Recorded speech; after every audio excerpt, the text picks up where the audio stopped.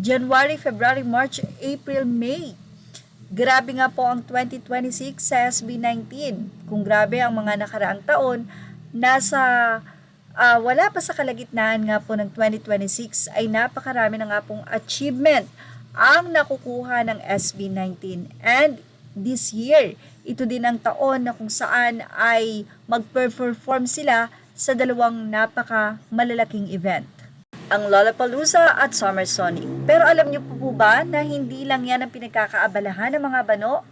Mula sa naging post ni Serene Iya Ja is an art, sinabi niya na today at work, I found out that SB19 does charitable donations and volunteer work with a certain organization. When the speaker mentioned them, so proud of my faves. Sobrang bumilib nga ang nasabing netizen na nag-post na ito dahil nga nadinig niya na ang sponsor ng charity na iyon ay ang SB19. Hindi ito nababanggit ng kahit sino pa man, kahit sa kanilang mga social media posts, pero lihim po na tumutulong ang mahalima. Well, nakasulat po sa Bible na kapag tumulong ang kanan ay hindi na po dapat malaman pa ng kaliwa. At yan po ang ginagawa ng SB19. Malaman man ito'y dahil sa hindi sinasadyang narinig niya na ito pala ay galing sa mga bano. For sure, hindi ito lang na mga charity ang tinutulungan ng SB19 dahil napakarami po talaga. Siyempre, hindi na nila ito kailangan pang ipagkalandakan. Kaya naman mula sa post na yan, narito ang naging say ng mga fans. Because they don't use their donation to hype themselves. Hi, mahalima namin. Kaya hindi makawala sa rabbit hole, lalo kayong minamahal. Through quiet generosity, the boys reminds us that good deeds shine without attention.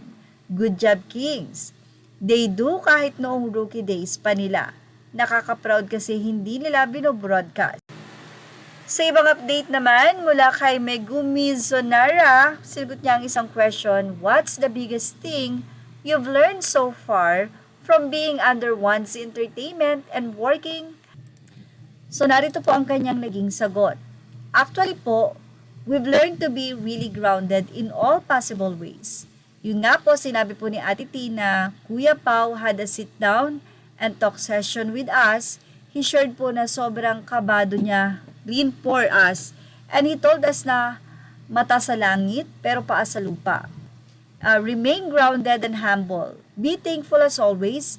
And there's this one thing I actually wanna share po na sinasabi lagi po ni Coach J na lahat ng nagpapakataas ay binababa at ang lahat ng nagpapakababa ay itinataas na it best represents po yung turo po and values ng 1C.